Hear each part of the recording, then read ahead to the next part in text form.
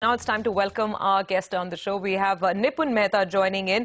Nipun, great to have you on the show. Good evening and thanks for taking out the time. So it's all about the Fed as we know, but I'll come back to the point that I was just making earlier. Was today's pullback on Dalal Street convincing at all for you?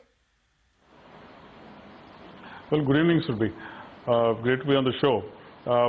What you saw obviously today was a bit of short covering that was there as far as domestic markets were concerned. You've seen markets getting beaten down, FIs exiting for a relatively long period of time over anticipation of the Fed rate hike. I think what you saw today was a bit of a relief rally or a bit of short covering, call it what you may. You could see the same thing tomorrow, depending on what kind of announcement finally comes in. I think what's important is that valuations are becoming relatively attractive when you look at some of the very beaten down sectors that are there. But I think what's going to be critical is what kind of the announcement the Fed comes out with and what kind of an outlook Janet Yellen gives for subsequent rate hikes that could be there during 2016. So all eyes clearly on the Fed and the kind of announcement that comes in and the outlook that could come in. Nipun, if we go with the assumption that I think almost everybody in the world is going with, that we will get a 25 basis points rate hike today, what might that mean for fund flows for our market? So, at least as far as domestic markets are concerned, anywhere from a 15 to 25 basis point rate hike seems to be more or less discounted. I think, like I said, the outlook is going to be critical because not just does it impact the exchange rate movement, but the Fed will also need to keep in mind what kind of what's the kind of inflation that's there globally, what kind of GDP rates are there, global growth that is there. You'd seen China and a lot of the emerging markets as well as some of the Southeast Asian countries actually contributing significantly to global growth.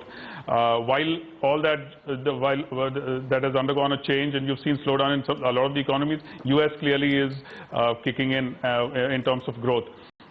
Europe still continues to be slow, and that's something of the realignment of global growth is something which Fed will need to keep in mind while giving the outlook. In terms of fund flows, I think we've seen significant outflows coming in from emerging markets. From domestic markets, we've seen both debt and equity outflows that are there.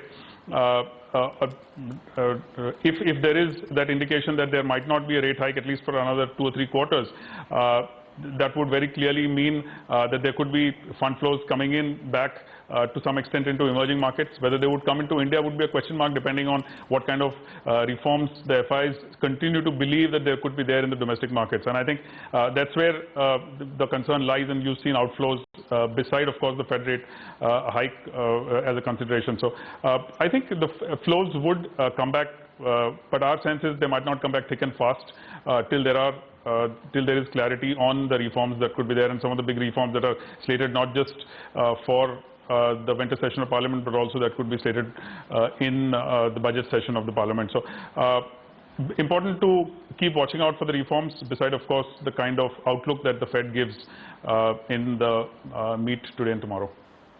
But, I want to get a little sector specific now with you, Nipun, and all eyes are going to be on Mahindra and Mahindra tomorrow. We know what's happened. We know the tough talk that we've heard from the Supreme Court. Let's just work with what the court has said. If this partial diesel ban goes through and if vehicles above 2000 cc are not allowed to be registered in the national capital, could it have a cascading impact, some kind of fear coming in that this might be extended to other states as well? What is your sense on what some of these auto majors might be in for? I think one, very clearly, the kind of volumes that Delhi contributes is going to be important. What kind of pollution levels in other states is going to define and determine what kind of impact some of these diesel vehicles have. But I think what it'll lead to finally is, depending on what kind of an order gets passed, there will definitely be a realignment of businesses that a lot of the diesel vehicle manufacturers will need to do, not just in terms of their capacity, but also in terms of whether some of them need to switch to petrol. Some of the companies already are focusing more on petrol and not onto diesel, but this kind of realignment of businesses. Also, please remember that while volumes could get affected temporarily, what's important is the costs that it brings when there is a realignment of business that is there. So, for sure, I think if companies which get impacted directly could see 1 or 2 quarters of a bottom line impact that could be there, P&L impact that could be there. If there is that, the other part of the announcement that could potentially come in is deregistration of vehicles above a particular age. Now, that is something that could bring opportunity within adversity, whereby a lot of the commercial vehicle manufacturers or diesel vehicle manufacturers which had not targeted or which is not budgeted for that kind of sudden hike in demand is something that they could suddenly start seeing if this kind of a ban for deregistration of vehicles, of older vehicles actually comes in. So there could be that opportunity that could come in for some of the diesel vehicle manufacturers. So one needs to look at the order, but yes, there could be both negative as far as these manufacturers is concerned, realignment of businesses, and as well as an opportunity for some commercial vehicle manufacturers coming in. Nipun, right now, are you advising buy on any of these auto majors, any of the blue chip stocks? Not based on this advertisement, I think one needs to watch. Based on this announcement, I think one needs to watch what finally could come in.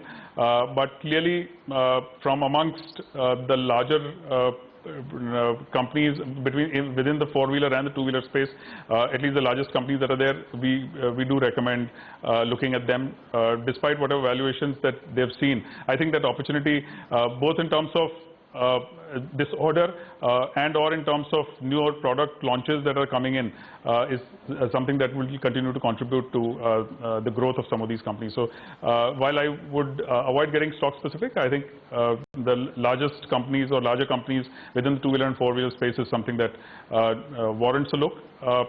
One needs to clearly wait for this order tomorrow and take a decision on entering some of these. Okay, so anxious moments for a lot of automakers, including Mahindra & Mahindra, of course. But it seems there's no end of stress in sight because the market has been so worked up about how provisioning is going to be treated for a lot of these SDR accounts, that meeting with the Reserve Bank of India.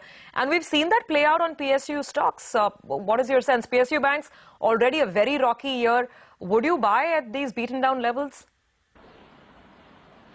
I think people with risk appetite can definitely look at it. When you look at the kind of valuations, relatively sort of attractive valuations that you're seeing for PSU banks, it does warrant a look.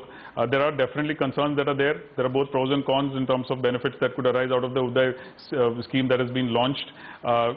Yes, I think what the regulator is doing as far as provisioning is concerned is something that's going to only clean up balance sheets and only improve their strength, both CDR and SDRs, but particularly the SDRs that a lot of the banks have been doing. I think most of the concerns as far as PSU banks are concerned seem to have been factored in, unless of course there is, depending on whatever the RBI has suggested, if there is provisioning in some of these PSU banks, it could be probably for a quarter or 2 quarters at best. And the names that would get dramatically affected is something that's really known, some of the mid-sized banks that are there.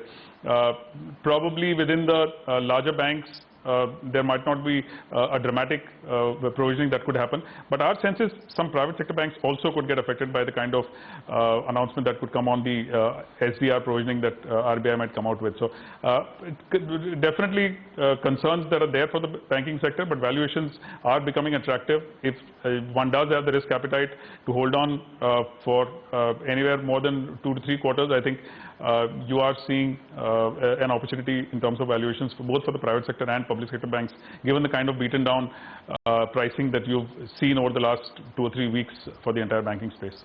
Okay, so PSU banks for the break.